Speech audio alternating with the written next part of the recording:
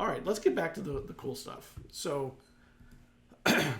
there's a question that I've been wanting to ask. Like, I think this is the defining question of this show. And I'm going to do it now, so there's plenty of time.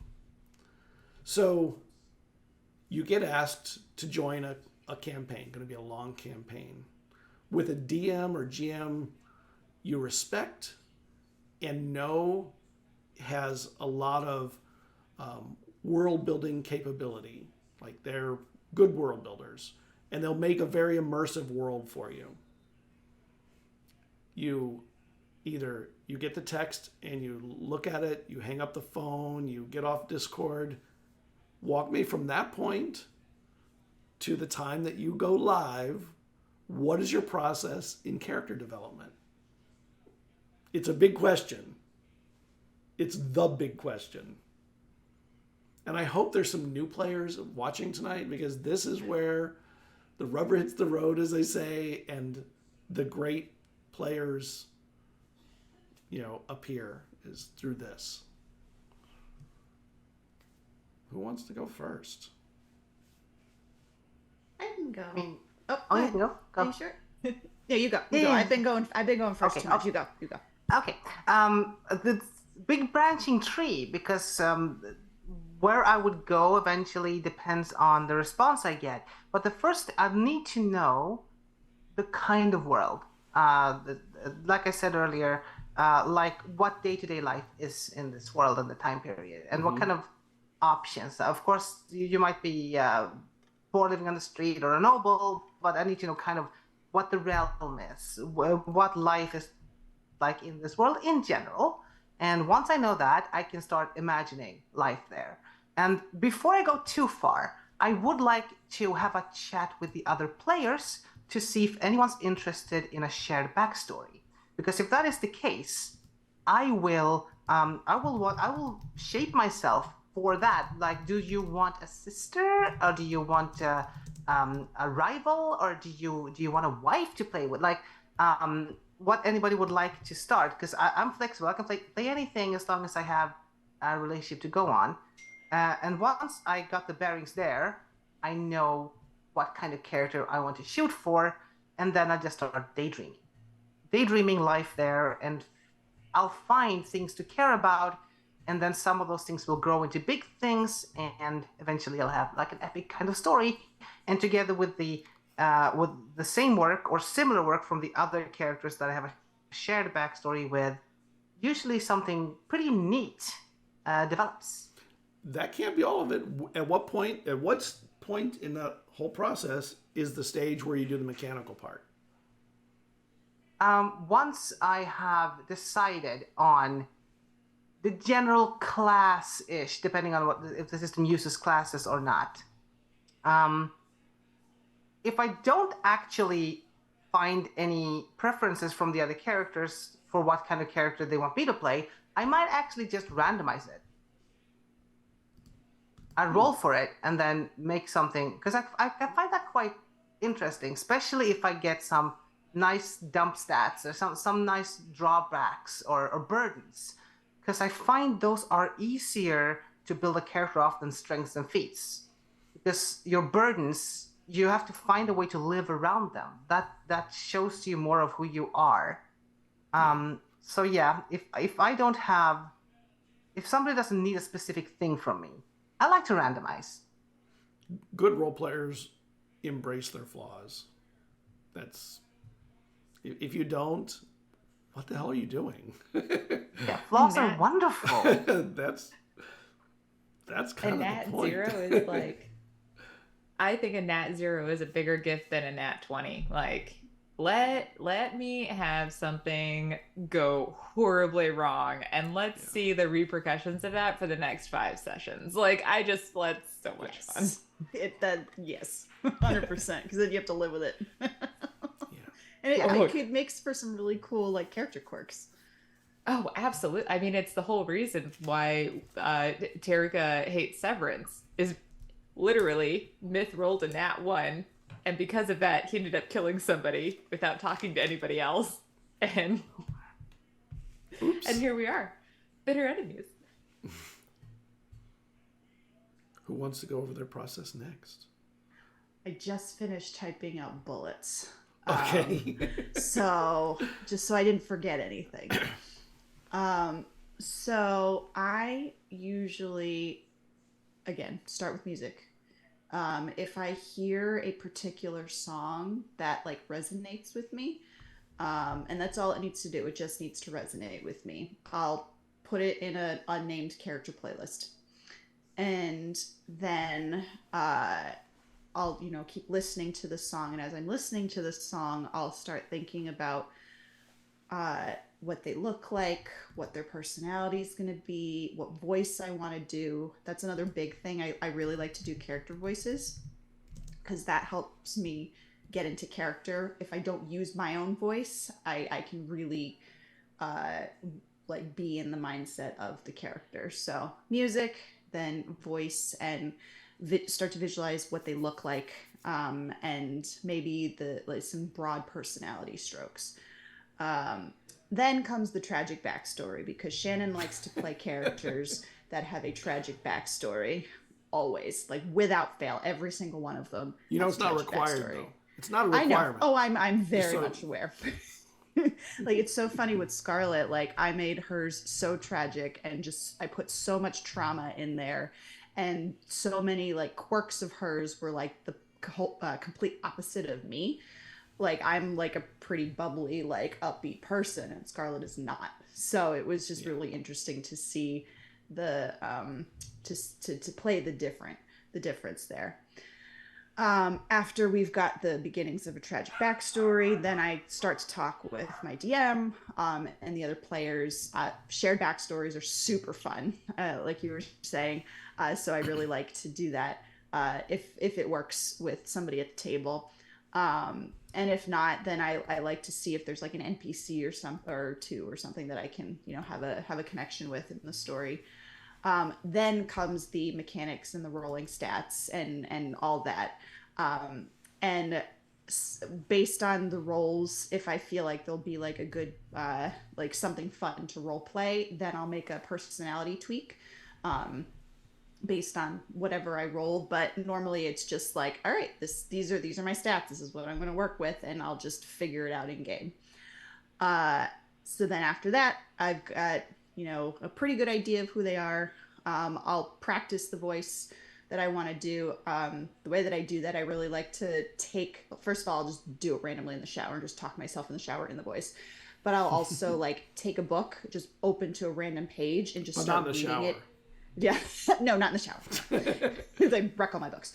But I like to take the book and just read the page in the character voice. Wow. And I've also watched a lot of YouTube videos on like how to use the accent and like how your mouth forms and the vowel sounds and just like the really technical pieces of it, which has been very helpful for me. Then I will design a cosplay, because I really like to dress up as my characters. Didn't do it so much when I was pregnant, because that just took way too much energy, but I want to get back into it now, because that is another thing, like doing the voice, that really helps me, just become my character. And then session zeros. We like at Paradise, we like to do session zeros to do all the safety tools and table expectations and all that, but we also play a couple sessions so that we can practice our character and get used to them before we go live for the first time. So there's 5 players and 1 GM, and so we had 2 different groups, 2 players in one session 0 bracket, and then the other 3 of us in the other session 0, and we had 4 different session zeros, just different, like there's so much, like some story has happened, and so then the relationships of the characters have started to build and develop, which has been really cool. So going into the game tomorrow, there's all this stuff that's already happened, and a lot of character quirks have already developed. Like there's one character quirk that completely, like, I didn't plan for, and I just decided in the moment that this is what she's gonna do, and I hope I'll get a chance to do that tomorrow. But it came out in a session 0. It didn't come at the very beginning during character creation. So I really like when stuff like that happens organically. And then, of course, we go live, and my characters usually they start one way and then hopefully develop over the campaign and just become another part of me. Nice. That's beautifully detailed. I love that. I think it's very interesting that you do all your audio as your first step. You go music and then you go voice before ever doing vision. I have to hear it, I guess. Yeah. I have to hear it so that I can visualize it and then play it. Cool. It's a cool process. All right, Ari. Spill the beans. Well, I think my process might be as chaotic as all of my creative endeavors, in that like it's not necessarily the same across the board. It really depends on the game, it depends on the GM, and it depends on the players. Okay. I think I kind of started to allude to how part of it might start, which is like if it's set in a specific time period, then there's research that has to happen before I even figure out who my character is. I need to understand what that time period looks like. If I've had some characters that were designed, like they came as a result of like, I knew I wanted to use this one costume piece and I was like, okay, here we go. And then like the character just, I kind of let that costume piece, having that costume piece and kind of thinking about the world and thinking about the other players that I was working with, you know, who I knew or didn't know, right? And let the character kind of come out of that piece. Some of them have come from like the game itself. So if you think about like Traveler games, there's so much of the history, who the characters are connected with, that is actually built into creating the characters, which is the very beginning of the game. Yeah. So when we're walking into something like that, the backstory that you're creating is really who they were like before they turned 18.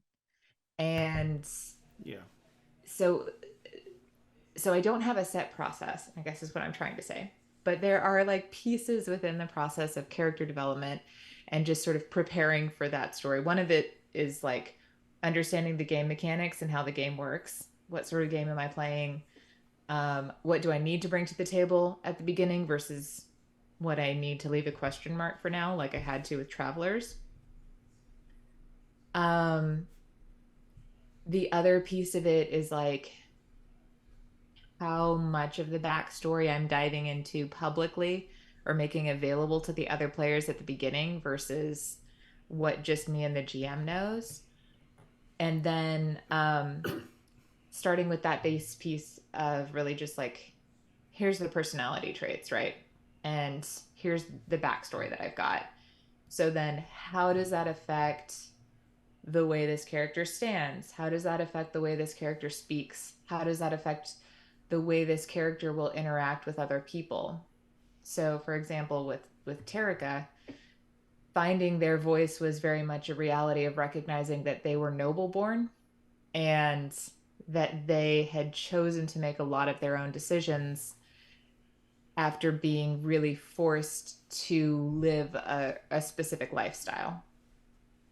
And so then the voice kind of came out of this place of, oh, I want to use every single part of the word. I want to avoid like I've or they've or anything like that as much as possible. Yeah. And I want their voice to be deeper, right? I want their voice to kind of sit here, I think. But maybe when they get scared, it drops lower, and like sort of playing with both how I see the character in space, but also how I want to portray that in the size of like, you know, this screen, right? Yeah, which is challenging. Very, yeah. And then I also love building backstory, like connecting my character to other people's characters. That is so much fun. And sometimes I'm able to do it like pre-discussion, you know, pre-game with people sometimes. And some of my like favorite connections have come with like characters that they just saw each other and they're like, okay, we're best friends now. Like that's just how that works. And we're just like, we're in it for the end of all times, and that's happened like in a session 0 or a session 1.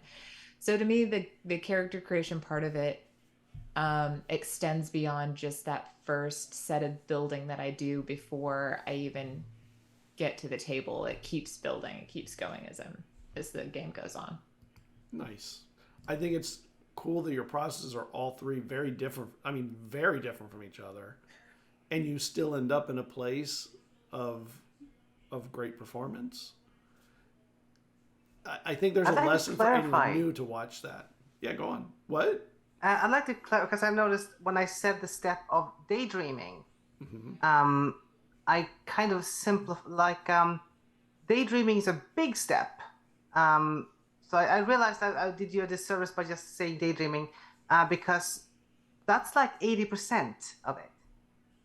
Sitting down and daydreaming the whole life of the character and trying to remember the creaky floorboard in the room of your bed, on the floor in your bedroom, and just detailing the whole life and doing that all over again, to the goal of when someone mentions the name of my village, I don't have to think of it. I automatically remember the whole village. Yeah. So when I say daydream, I mean hours every day for a while. I'm going to assume when you're daydreaming, when you're in your planning, that there's writing happening throughout all this, because I think most people, they memorize their character through writing out things. I could be wrong, legitimately it depends on the character. Sometimes it's writing, sometimes it's drawing, sometimes it's music, sometimes it's my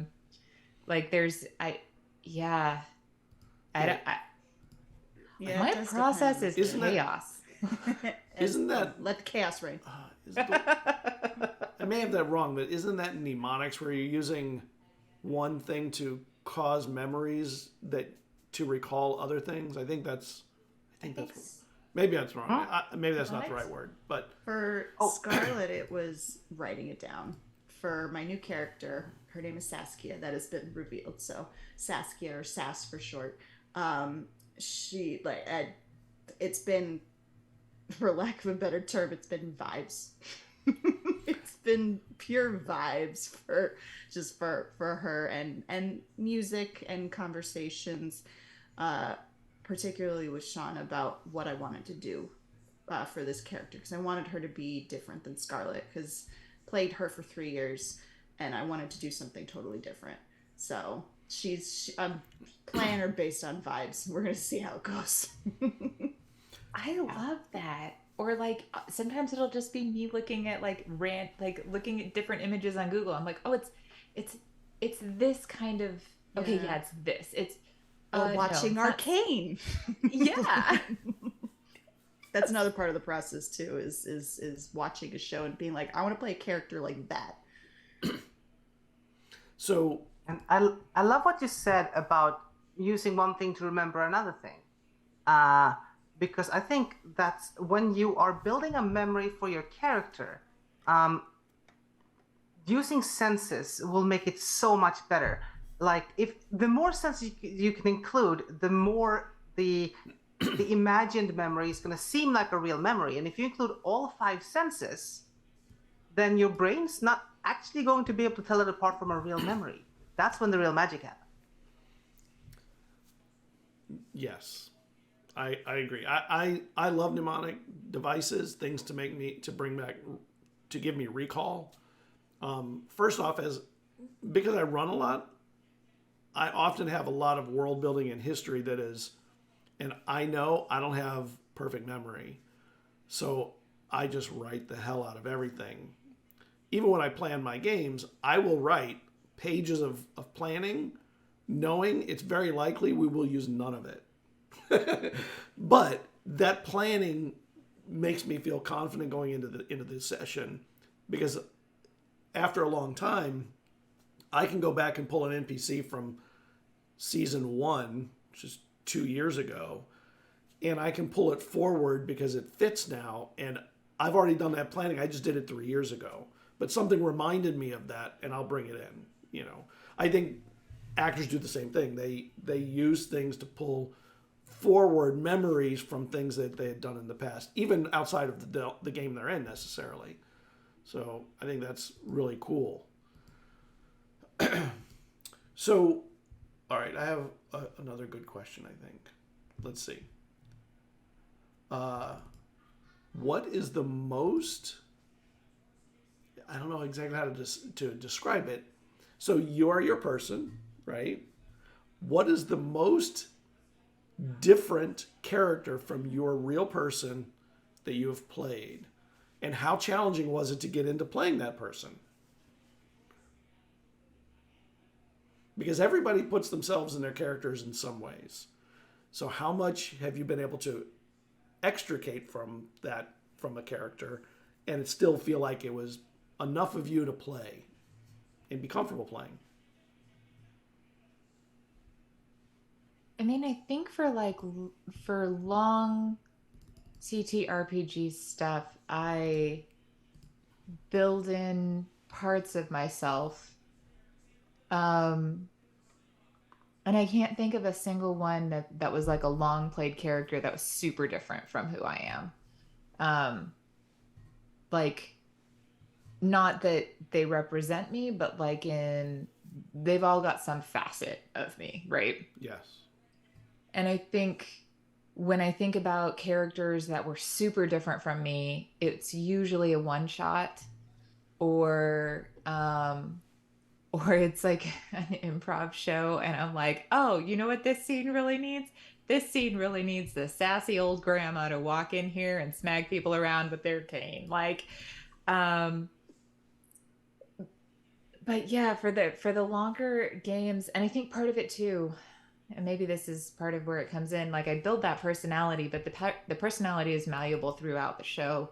And I think the longer I play a character, the more like me they become, like the more of myself ends up in this character as well. So I don't know that there's one that's been super far away. When I talk about like the one shots though, the uncomfortableness is fun because I know it's short. Like, yeah, where I'm like, oh, this character would be like, I would hate playing them every week. But for these 3 hours, I am having a blast, like playing this like asshole of a person. So yeah. Sorry, that's probably not the best answer, but there is no best answer. They're all just personal answers. So, go ahead. Okay. For me, the character that was furthest from me was probably a vampire, the masquerade character, gangrel, named Nell, who had 4. She was very fresh vampire, but had like 4 in humanity. Really rude, really mean, but also very funny. Like I had 1 in intelligence and 5 in courage. 5 is the max. So cocky, picking fights with people like 100 times more powerful than me. It was just so much fun. But of course, like we said before, you create your characters with a sort of empathy. You understand where they're coming from.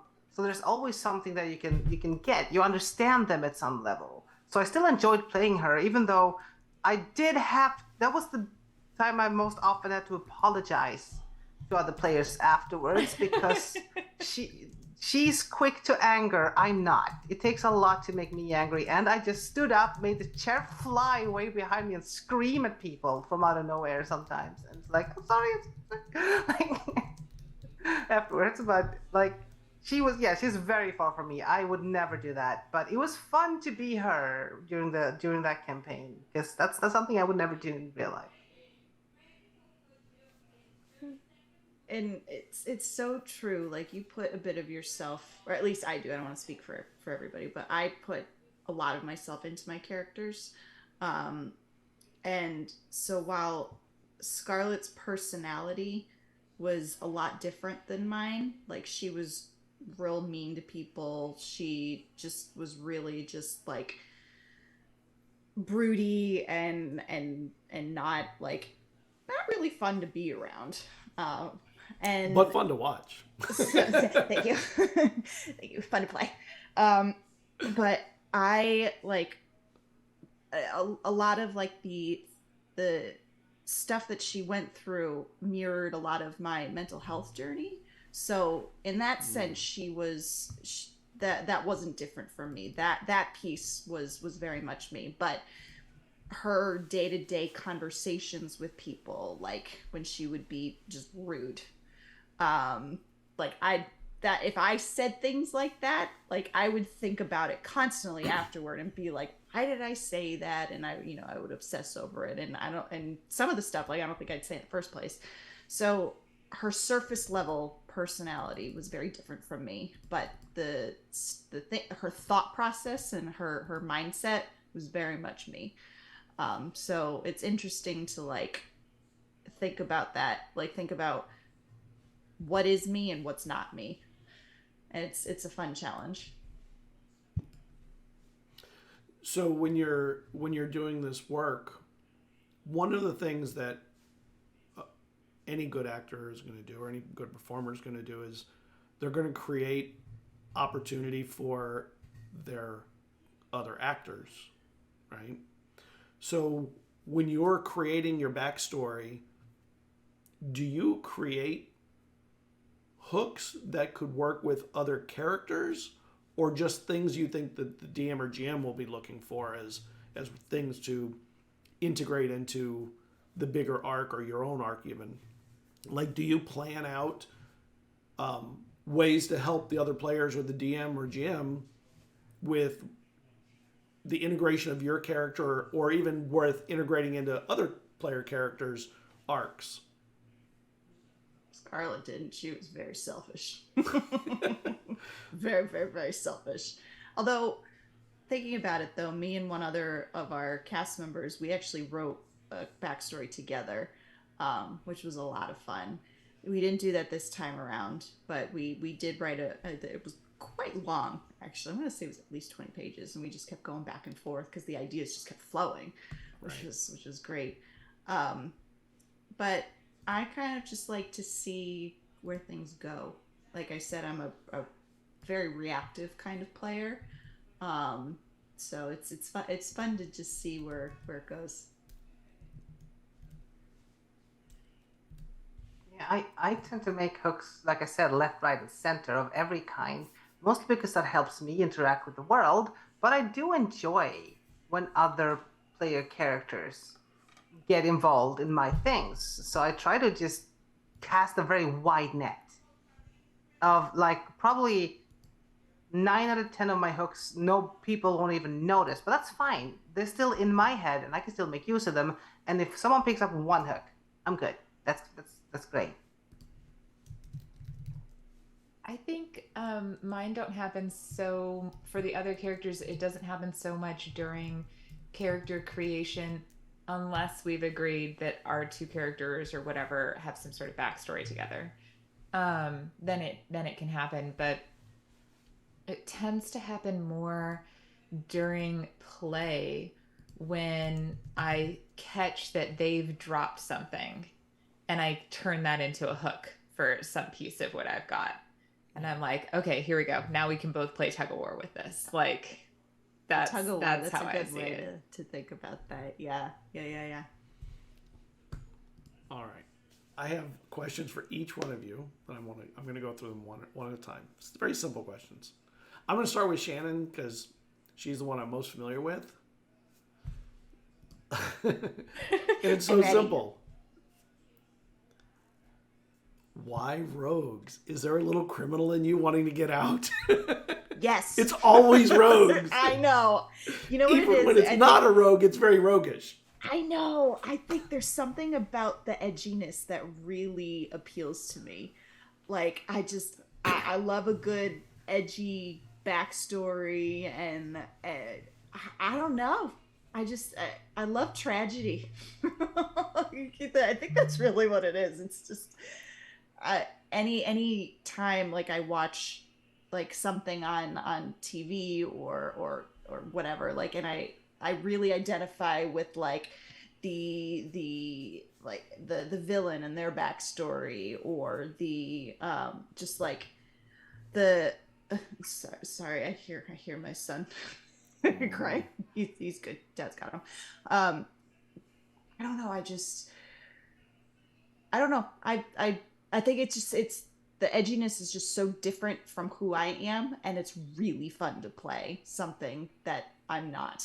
Yeah. And I don't know. I like the darkness, the dark side of it too. Yeah. Cool. I love rogues too. I love playing rogues. Yeah, there's also sneak attack.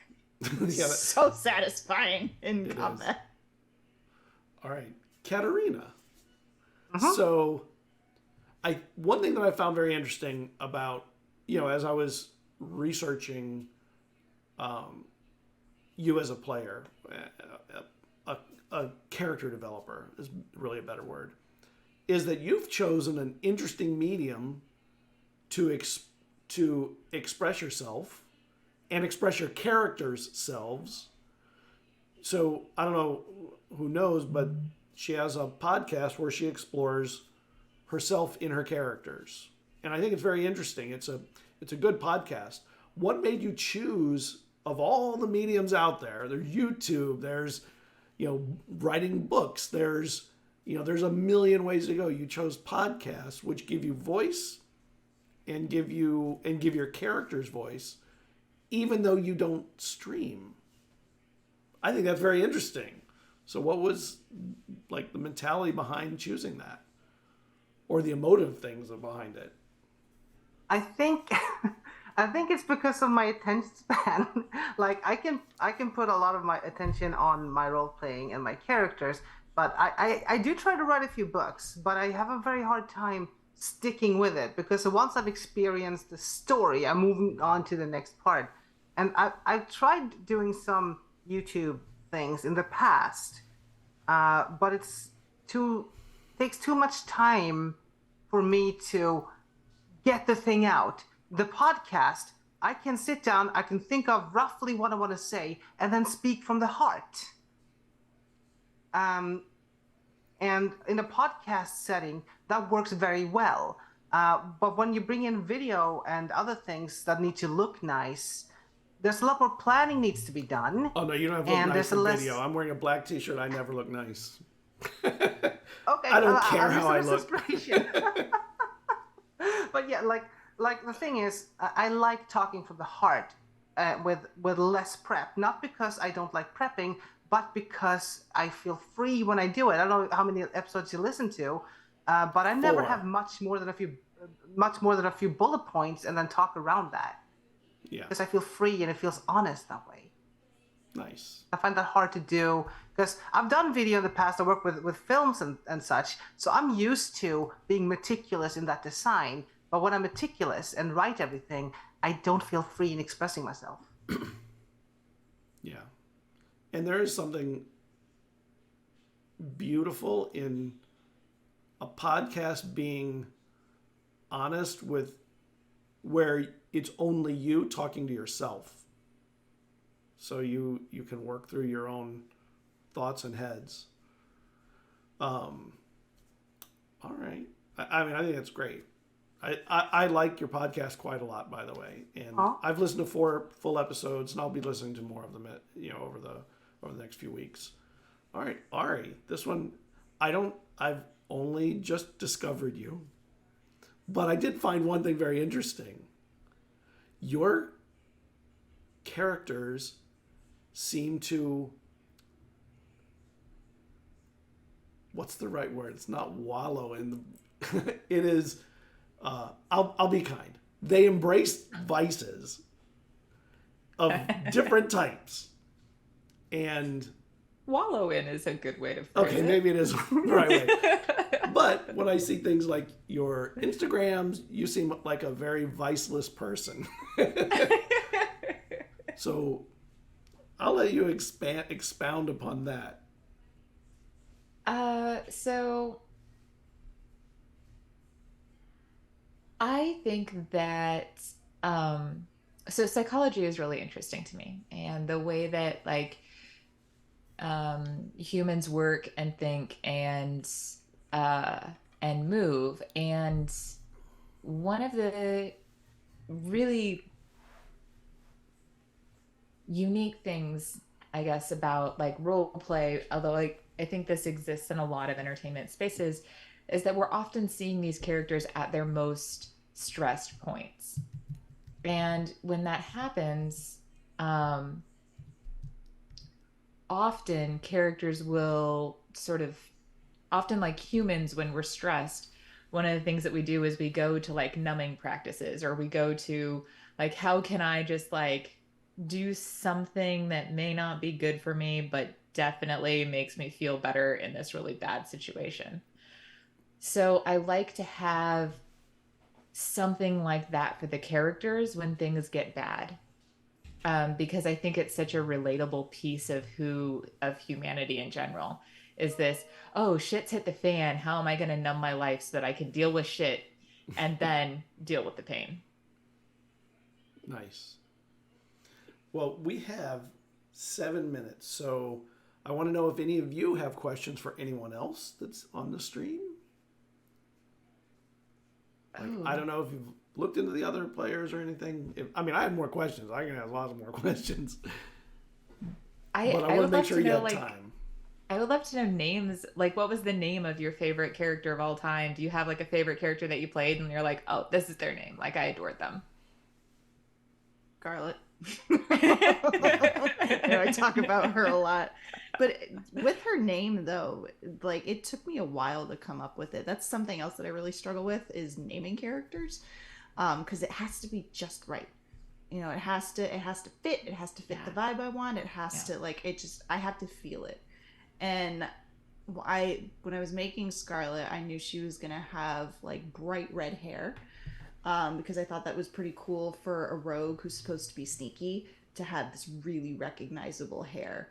And so I was like, I don't know what I'm gonna call her, and I had a list, and then I was looking through synonyms for red, because her hair was bright red, and Scarlet came up, and I was like, that's her name. I'm glad it didn't end up being aubergine or something. Yeah, right. I'm gonna have to go with the name that I actually took legally. That's probably the one I'm gonna go with. But that's also, like, it's hard for me to pick one favorite character to play. But Alvhild is way up there, not only because of her connection to me personally, but also because that was the first time I realized how wonderful it is to play a child character, and I've done it a lot of times since, because they are so limitless in their expression. They don't censor their emotions. There's so many emotions going everywhere, and I love that. Like, there's not one single session without an emotional outburst of some kind. It's amazing. Nice. Yeah, I agree. All right, you have to answer your own question. Oh, I do. Here's the bad part. I don't remember their name. Legitimately, it was a one-shot character. It was my first non-binary character, and it was one of those, like, that has been like, there's a lot of reasons that was really cool for me. One of which was that I am non-binary, and I didn't know that at the time. I was just like, oh, you know what? I want to play with a non-binary character. And so, like, there's oh my god, it's me. Oh my god, yeah. Oh, what? I like ties. Cool. Everything's fine. But it was really not only was it like awesome in that regard, and helping me like see more layers of myself, but then all of the people around the table, including my GM, helping me with the pronouns and helping like just support the existence of this one-shot character. Like, I really need to find their name. That's all. I don't remember their name. Wow. It's cool. That's interesting. I wonder if your brain does that on purpose to you. Maybe. I mean, I told you that I get improv brain, where like I get to the end of a show and I'm like, what happened? Yeah, brains do. Feels like things. It's good. Everyone's smiling. I'm really excited. Yeah. All right. Well, I think that's a good place for us to end this, and let's let everybody run around and tell them where they can find you and all the cool stuff about you. I know. I'll let you say all your stuff. So why don't we start with you, Ari? and we'll go around the other way. Hi, I'm Ari Ventures. You can find me on Instagram and Twitter at Ari_Ventures. You can also find me on mymindfuladventure.com, where I have short stories and some longer stories and some flash fiction and whatever else I feel like putting on that site is basically the short answer to that question. You can find me live in person at Unexpected Productions in Seattle, Washington, which is down in Pike Place Market. That I gotta look at. Okay, because I do occasionally get to Seattle, so that'd be cool. Let me know if you do. Yeah, I'll if you're doing improv, I'll definitely come. I love improv. All right, Katerina. Well, I have a podcast called Queen Cattis, Finding My Voice. It's what it's called. You can find that on like podcast apps and Spotify. My website is queencattis.com. That links to my podcast and my Twitter account and my Instagram. Like Scott said, I talk about my personal development, my transition, and role-playing. 90% role-playing, because role-playing is 90% of my personality. I've also started writing poetry related mostly to role-playing, which I do post there and read sometimes. If you like sonnets, even some bad ones, but I put them up anyway because I love them. Nice. All right, and Shannon. Hello, everybody. I am Shannon from Paradise Productions. My pronouns are she, her. You can find me at S1E2-Pt2 on all socials. I am the community manager as well as a cast member for Paradise. We're Paradise Pro on Twitter and Paradise Prod on everything else. And that's Paradise with a C instead of an S because it's a pun. We thought we were funny and it stuck. And now it's our brand. I cosplay, I voice act, and now I'm a mama to a beautiful 4-month-old baby boy. And I love this new adventure. It's amazing. Formerly known as Scarlet, the brooding redheaded rogue, who I talked about a bunch this evening. But I will be known as somebody else. Saskia Sassy Blood, starring tomorrow. Our second campaign of Advantage in Paradise debuts tomorrow after our 3-year first campaign, which ended back in October. Just still blows my mind that we played every Monday for 3 years. Just so cool. So we start our second campaign tomorrow. Brand new characters, brand new adventure, all new content in the world that Sean has built. This beautiful, beautiful world. So we'd love it if you came and tuned in tomorrow at 6:30 p.m. Eastern on our Twitch channel. We also have some other programming, including Relaxing in Paradise, where Sean will paint minis, do cartography, build these amazing terrain for our battle maps, because we are very spoiled and he's awesome at it. Then we have the Sean and Shannon Power Hour, which is like a talk show type thing where he and I pick on each other and recap the previous week's episode. So it's a great way to catch up. And we've got some other shows in the works with new GMs, other GMs in the space, and new voices coming up in the future. So we'd love to have you in Paradise. And thank you, Scott, for inviting us here. And thank you, Katerina and Ari. This has been such a lovely conversation. So much fun. Could do this all night. Yeah, I hope to continue and have more of these. All three of you are welcome to come back for more shows. There are more player development shows and things like that. I'd love to have all of you. Thank you, everybody in chat. I know there's some kind of sports ball or something going on, so I kind of expected it to be kind of a quiet night in chat, but I had you covered. I had lots of questions already ready.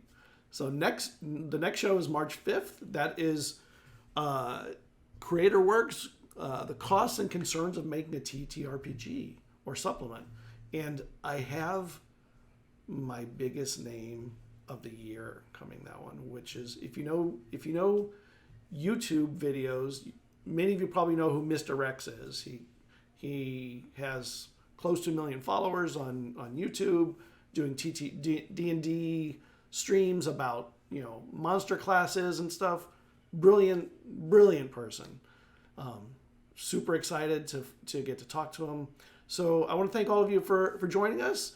We'll see you in 3 weeks. Next week I'm off because my birthday. The week after that I'm going to a cheerleading competition in Happy birthday. Happy Dallas.